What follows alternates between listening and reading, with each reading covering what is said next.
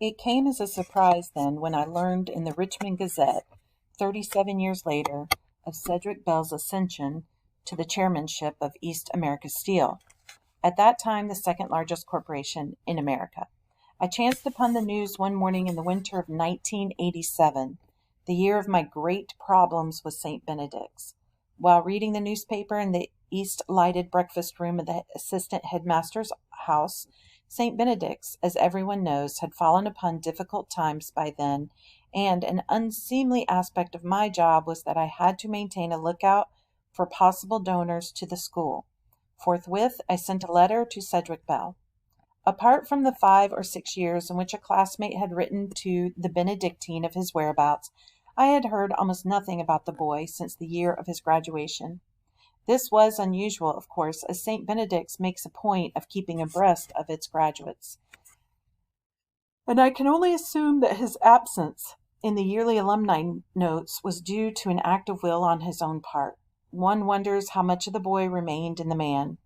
It is indeed a rare vantage that a St. Benedict's teacher holds, to have known our statesmen, our policymakers, and our captains of industry in their days of short pants and classroom pranks, and I admit that it was with some nostalgia that I composed the letter.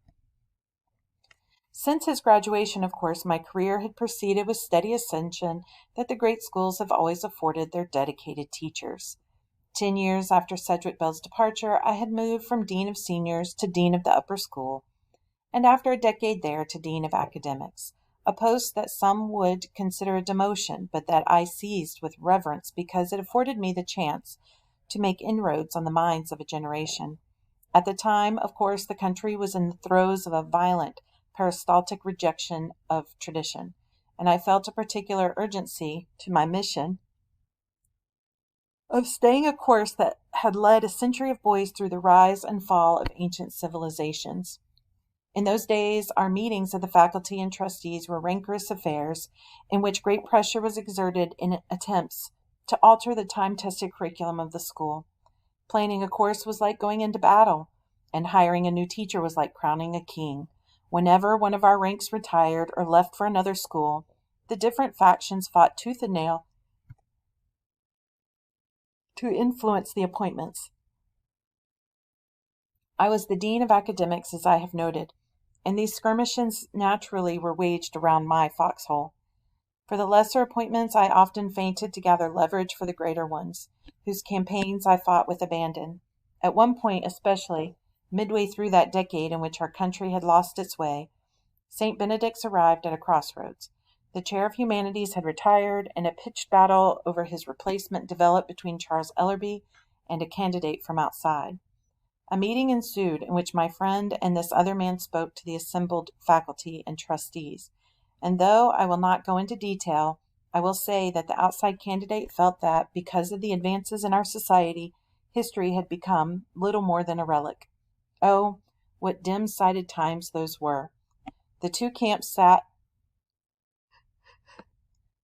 on opposite sides of the chapel as speakers took the podium one after another to wage war. The controversy quickly became a forum concerning the relevance of the past. Teacher after teacher debated the import of what we in history had taught for generations, and assertion after assertion was met with boos and applause. Tempers blazed. One powerful member of the board had come to the meeting in blue jeans and a tie-dyed shirt, and after we'd been arguing for several hours and all of us were exhausted, he took the podium and challenged me personally, right then and there, to debate with him the merits of Roman history. He was not an ineloquent man, and he chose to speak his plea first, so that by the time he had finished his attack against antiquity, I sensed that my battle on behalf of Charles Ellerby and of history itself was near to lost. My heart was gravely burdened, for if we could not win our point here among teachers, then among whom indeed could we win it? The room was silent, and on the other side of the chapel our opponents were gathering nearer to one another in the pews. When I rose to defend my calling, however, I also sensed that victory was not beyond my reach. I am not a particularly eloquent orator, but as I took my place at the chancel rail in the amber glow of the small rose window above us, I was braced by the sudden conviction that the great men of history had sent me forward to preserve their deeds. Charles Ellerby looked up at me, biting his lip, and suddenly I remembered the answer I had written long ago in the crier.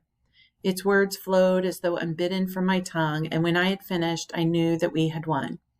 It was my proudest moment at St. Benedict's. Although the resultant split among the faculty was an egregious one, Charles Ellerby secured the appointment, and together we were able to do what I had always dreamed of doing. We redoubled our commitment to classical education.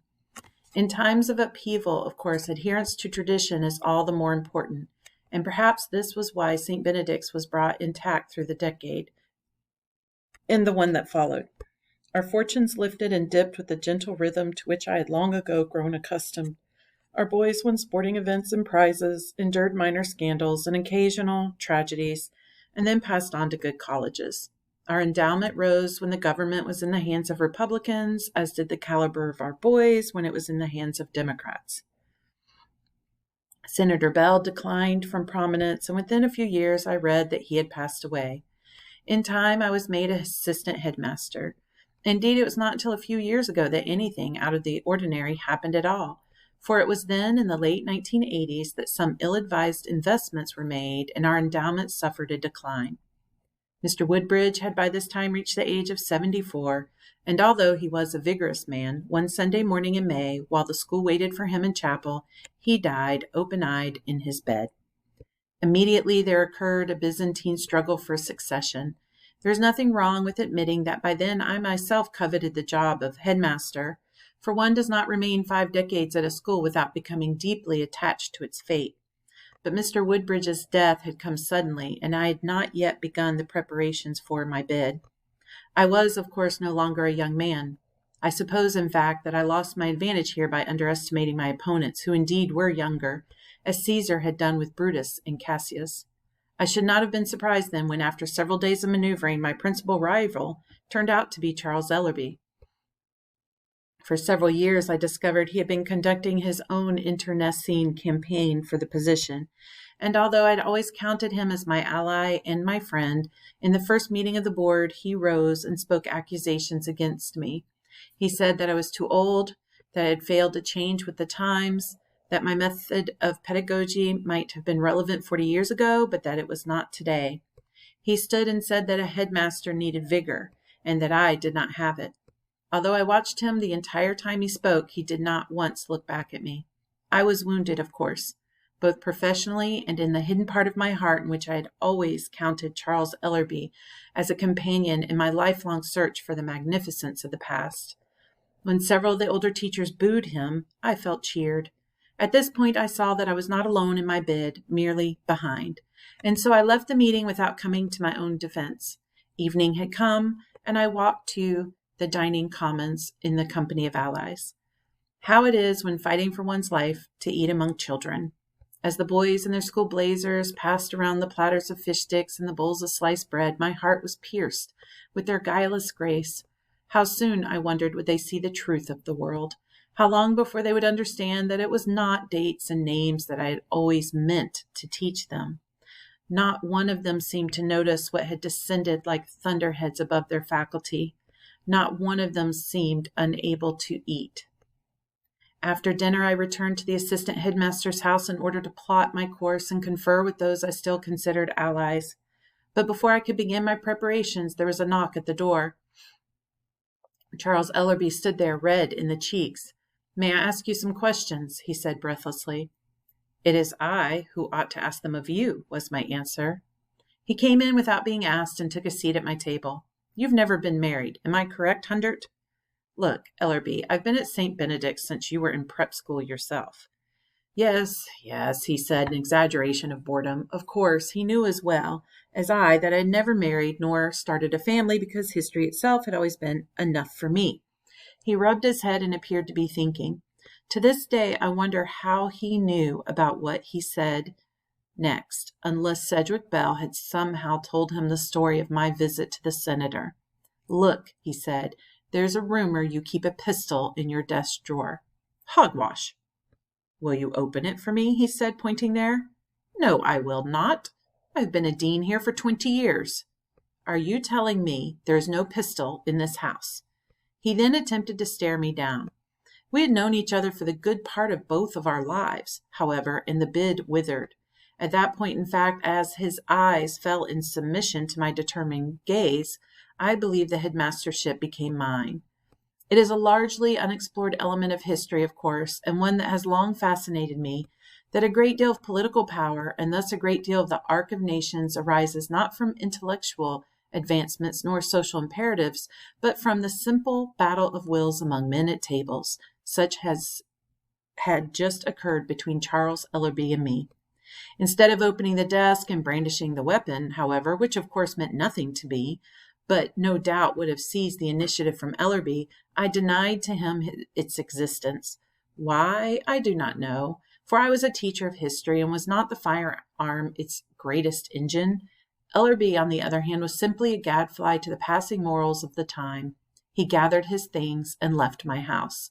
That evening I took the pistol from my drawer. A margin of rust had appeared along the filigreed handle, and despite the ornate workmanship, I saw clearly now that, in its essence, the weapon was ill-proportioned and blunt, the crude instrument of a violent, historically meager man. I had not even wanted it when the irascible demagogue Bell had foisted it upon me, and I had only taken it out of some vague sentiment that a pistol might eventually prove decisive.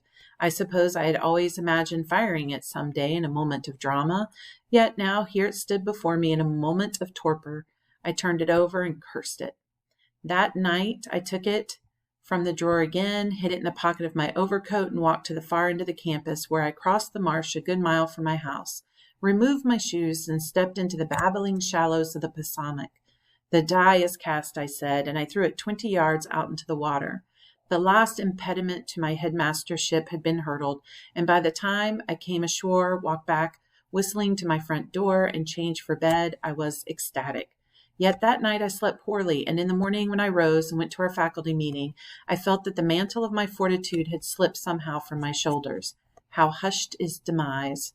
In the hall outside the faculty room, most of the teachers filed by without speaking to me, and once inside I became obsessed with the idea that I had missed this most basic lesson of the past, that conviction is the alpha and the omega of authority.